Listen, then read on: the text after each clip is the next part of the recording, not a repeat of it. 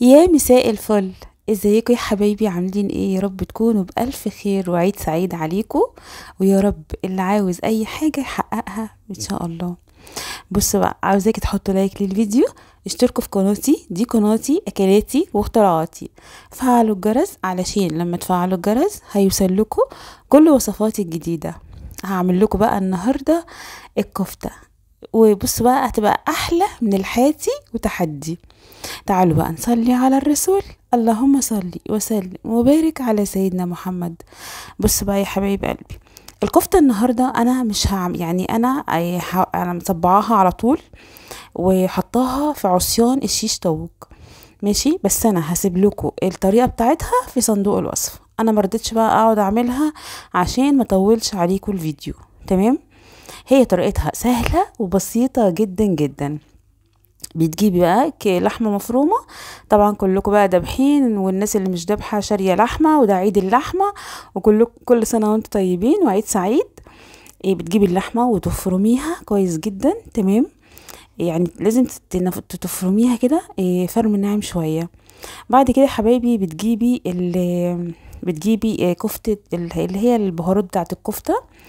اي بهارات بتحبيها بقى بتستخدميها هاتيها. تمام، بتجيبي بولة وبتحطي اللحمة المفرومة نص كيلو اللي انت الكمية اللي انت عايزة تعمليها بقى. تمام، بعد كده بتحطي عليها البهارات. تمام، وتقلبي فيها بقى. اهم حاجة في الكفتة يا جماعة علشان ما تفكش منك، اذا كنت هتدخليها الفرن، اذا كنت هتعمليها على الشواية زي ما انا ما بعملها كده، لازم تعجنيها لمدة 10 دقايق. 10 دقايق عجن، تفضلي تعجني فيها لغاية لمدة 10 دقايق. تمام، بعد ما بتعجنيها بقى بتسيبيها مثلا لو انت هتعمليها تاني يوم، بتسيبيها مثلا في التلاجة من بالليل للصبح. او اللي هتعمليها على العشاء بتسيبيها مثلا من الظهر كده او من الصبح عادي لغاية بالليل. تمام، المهم تسيبيها فترة محترمة كده في التلاجة. تمام، بعد كده يا حبايب قلبي بتجيبي بقى الكفتة بعد ما بتطلعيها من التلاجة. بتجيبيها وبتجيبي بقى عصيان الشيش طاووق وتلفي وتفضلي بقى ت... يعني تعمليها على العصيان كده بالشكل اللي انتوا شايفينه ده. شايفين كده زي ما انا عامله كده. بعد كده زي ما قلت لك طريقه الشوي سهله وبسيطه جدا وما فيهاش اي مشكله.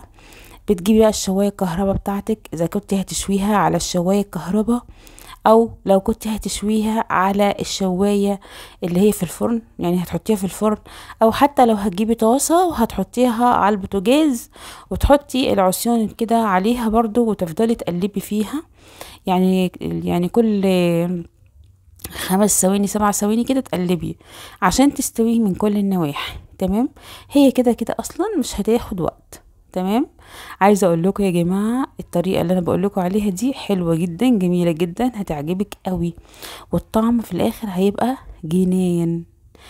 زي ما انتم شايفين كده اهو بقلبها. اهم حاجه تقليب الكفته. اذا كنت زي ما قلت لك هتعمليها على الشوايه اهو، بصوا بقلبها ازاي. لازم تقلبيها على كل الجهات اهو، زي ما قلت لك 5 ثواني كده وقلبي اهو علشان تستوي من كل حته، عشان تضمني ان هي استوت كويس 100% سوا. تمام، بعد كده بتجيبي بقى طبق بتحطي عليه بقدونس. لو عايزه تقطعي برضو كابوتشا عادي. بتجيبي بقى الكفته بتاعتك، شايفين شكلها حلو ازاي؟ عايزه اقول لكم طعمها احلى من بره واحلى من الحاتي وتحدي، تجنن يا جماعه. وزي ما قلت لكم هسيب لكم يعني طريقه تحضيرها في صندوق الوصف. وكده كده انا قلت لكم ازاي بتتحضر، طريقه سهله وبسيطه وما فيهاش اي مشكله. اعمليها بقى في البيت بجد يا جماعه هيتجننوا. بصوا وهيقول لك انت جايباها منين، من حلاوتها. انا ما حطيتش عليها زي ما قلت لكم، انا ما حطيتش عليها اي حاجه، وما حطيتش عليها ولا بقسماط ولا حطيت عليها بيض ولا اي حاجه. هي بس اللحمه وحطيت عليها توابل الكفته وبس كده، وعجنيها كويس. تحطيها في التلاجة فتره محترمه وتطلعيها بقى تحطيها على عصيان الشيش طاووق بالشكل ده. انا عايزه اقول لكم بقى على حاجه. سواء كنت بتشويها في الفرن او بتشويها على البوتاجاز او على الشوايه الكهرباء، عايزاكي بقى تجيبي بطاطس. يعني بطاطس كده تقطعيها بالطريقه اللي انتوا شايفينها دي، جوانح كده بس تكون يعني سميكه شويه. وتحطي البطاطس تشويها بعد ما تشيلي الكفتة، عايزة اقول لكم البطاطس دي يا جماعة مكانها عايزة اقول لكم البطاطس دي طعمها في مكان تاني خالص. يعني بجد يا جماعة تحفة تحفة تحفة. طعمها كان حلو قوي، واخدة من طعم الشوي. يعني البطاطس واخدة كده من طعم اللحمة والصوص اللي طلع من اللحمة. وفي نفس الوقت كمان انا قطعت طماطم برضو نفس التقطيعة بتاعت البطاطس، وحطيتها برضو تتشوي مكان اللحمة. ولو عايزة بقى تقطعي فلفل اخضر، فلفل الوان، اي حاجة.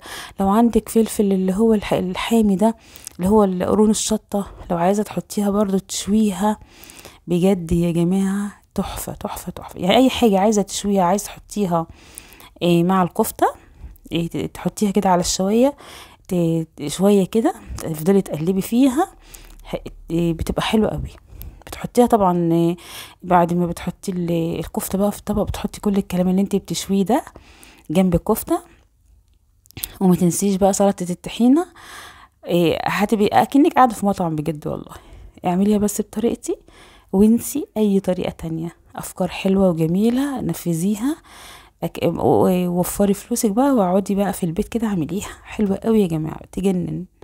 زي ما قلت لك انا شويت طماطم وشويت فلفل الوان احمر واصفر.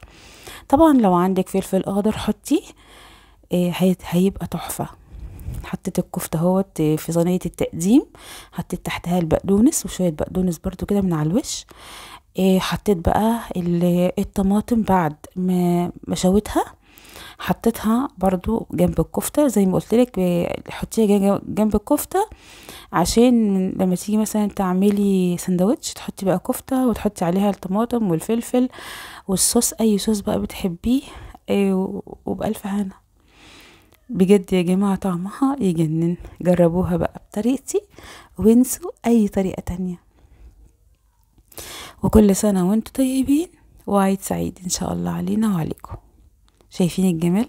شايفين الالوان حلوة قوي قوي قوي. يا رب بقى تكون الطريقة الحلوة دي عجبتكم. انا يعني انا طبعا انتوا شاطرين وبتعرفوا تعملوا كل حاجة، بس انا يعني برضو بديكوا شوية افكار. يعني مثلا زي ما قلتلك ممكن تقطعي طماطم وفلفل وتشويها مكان ما كنتي بتشوي الكفتة، بتبقى طعمها حلو قوي. والبطاطس زي ما قلتلك اعمليها كده برضو، بدل ما تقعدي بقى تقليها في الزيت وتحمريها في الزيت وتشرب زيت وكده. لا والله العظيم الاكلة دي صحية جدا ولذيذة. وقطعي بصل، ولو عندك سماق حطيه على البصل. السماق ده بيتباع عند العطار، حطيه بقى شويه كده على البصل، وبألف هنا. وصوص بقى الطحينه، انا عملت صوص طحينه في فيديوهات كتير قبل كده. هبقى هنزل لكم برضو طريقه الصوص الطحينه عشان تعملوه مع الوصفه دي. مع السلامه وباي باي، كل سنه وانتم طيبين، بحبكم قوي.